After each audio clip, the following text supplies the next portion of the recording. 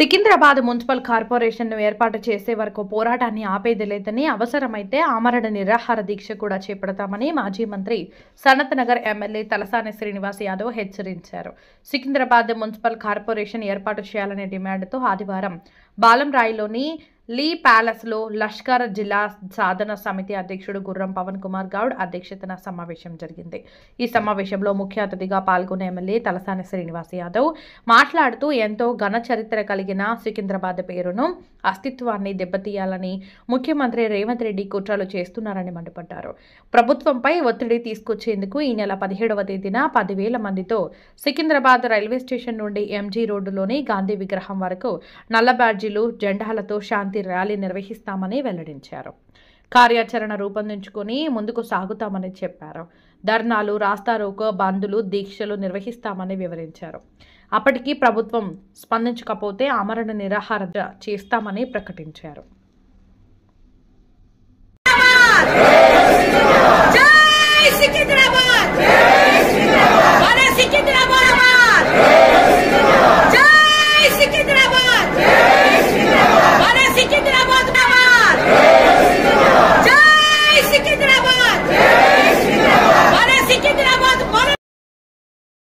నమస్కారం.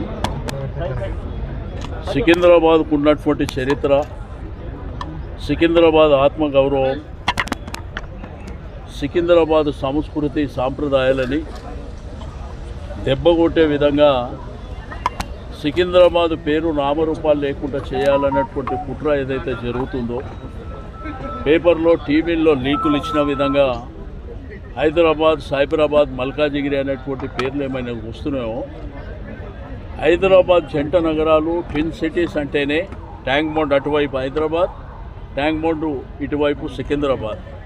సికింద్రాబాద్కు ఉన్నటువంటి చరిత్ర, లష్కరు బోనాలంటే ఈ దేశంలో, ప్రపంచంలో కూడా ప్రత్యేకత సంతరించుకున్నటువంటి రాష్ట్రపతి విడిది బొల్లారం, అదేవిధంగా Secunderabad railway station, Gandhi hospital, Nizamganj Bonda market, మాంకాలి క్లాత్ మార్చెంట్ కానీ, గోల్డ్ మార్చెంట్ కానీ, దాంతోపాటు arts college, Osmania university, Mahbub college, Hyderabad public school, బోయిన్పల్లికి వచ్చినప్పుడు డిఫెన్స్ కానివ్వండి, పెరేడ్ గ్రౌండ్ కానివ్వండి, ఇవన్నీ మాకున్నటువంటి సెంటిమెంట్, మాకున్నటువంటి ఆత్మగౌరవం.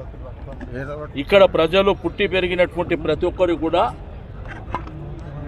బంధాలు ఉన్నటువంటి, అంటే రేవంత్ రెడ్డి గారి పరిపాలన ఎట్లుందంటే మీ తండ్రి పేరే మార్చేస్తా అంటారు, మీ తల్లి పేరు మారుస్తా అంటే, ఎవడైనా కానీ తల్లి పేరు తండ్రి పేరు మారుస్తే శివురెత్తులో ఉన్నాడు ఎవడైనా ఊపుకుంటాడా? మీరు ప్రభుత్వం వెంటనే దిగిరావాలి. మల్కాజిగిరి అనేది ఒకప్పుడు ఒక గ్రామం, సైబరాబాద్ కానీ శంషాబాద్ కూడా ఒక గ్రామం. కాలక్రమేణా ప్రభుత్వాలు బాగా విస్తరించినాయి, డెవలప్మెంట్ కూడా జరిగింది. తర్వాత మీ ప్రభుత్వం ఏం బీకిందని పేరు మారుస్తాం? నీ ప్రభుత్వం ఏం చేసింది? ఈ 2 ఏళ్లలో ఏమైనా డెవలప్మెంట్ అయిందా? ఒక ప్రాజెక్ట్ అయిందా?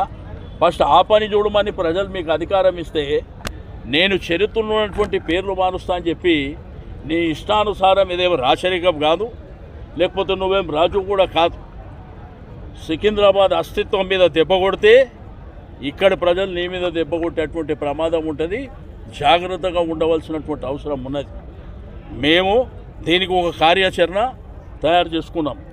17వ తేదీన సికింద్రాబాద్ రైల్వే స్టేషన్, ఆ రోజు మహాత్మా గాంధీ గారు హింస కాదు అహింస ద్వారానే ఒక శాంతియుత వాతావరణంలో అన్నీ సాధించుకుంటామని ఈ దేశానికి నేర్పించాడు.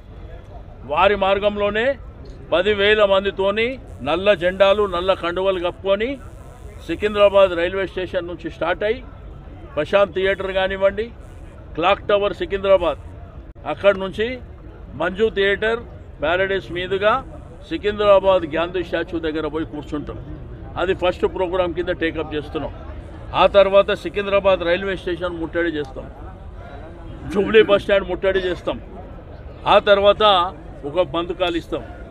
ఆ తర్వాత నీ సెక్రటరేట్ కూడా ముట్టడి కార్యక్రమం తీసుకుంటాం. మేము ఇప్పుడు కూడా రిక్వెస్ట్ చేస్తున్నాం ముఖ్యమంత్రి గారిని, యథావిధిగా చరిత్ర ఉన్నటువంటి పేరుని మీరు యథావిధిగా కొనసాగించవలసినటువంటి అవసరం ఉన్నది. మీరు సికింద్రాబాద్ జిల్లా ప్రకటించండి, లష్కర్ జిల్లా ప్రకటించండి. మేము 17వ తారీఖు ర్యాలీ తీస్తామని మా సాధన సమితి పవన్ పోయి అక్కడ ఒక రిప్రజెంటేషన్ అంటే పర్మిషన్ కోసం అప్లై చేస్తే, ఇంతకుముందు సికింద్రాబాద్ బేగంపేటలో పోలీస్ స్టేషన్లో పోయి అప్లై చేస్తుండే ఏదైనా పర్మిషన్స్. మల్కాజిగిరి బొమ్మంటూ అంటే మల్కాజిగిరికి ఇక్కడ ఉన్నటువంటి ప్రజలు ఎందుకు పోతారు, దేనికోసం పోతారు? కాబట్టి దీన్ని బాగా సీరియస్గా తీసుకొని ముందుకెళ్తాం. ఎట్టి పరిస్థితుల్లో ప్రభుత్వం దిగి వచ్చే వరకు మాత్రం వెనక్కి తగ్గే ప్రసక్తే లేదు. నేను ఇచ్చేటప్పుడే కాల్ ఇచ్చిన ఇదేంటంటే రాజకీయ పార్టీలకు సంబంధించిన కార్యక్రమం కాదు. ఇది మా ఆత్మగౌరవానికి, మా అస్తిత్వానికి సంబంధించిన కార్యక్రమం. కాబట్టి కలిసి వచ్చే ప్రతి రాజకీయ పార్టీని రమ్మంటున్నాం, ప్రతి ప్రజాప్రతినిధిని రమ్మంటున్నాం, స్వచ్ఛంద సంస్థలని రమ్మంటున్నాం, వ్యాపార రంగంలో ఉన్న వాళ్ళని రమ్మంటున్నాం, ప్రతి సికింద్రాబాద్లో నివసిస్తున్నటువంటి ప్రతి ఒక్కరిని రమ్మంటున్నాం. అందరం కలిసి పోరాటం చేసి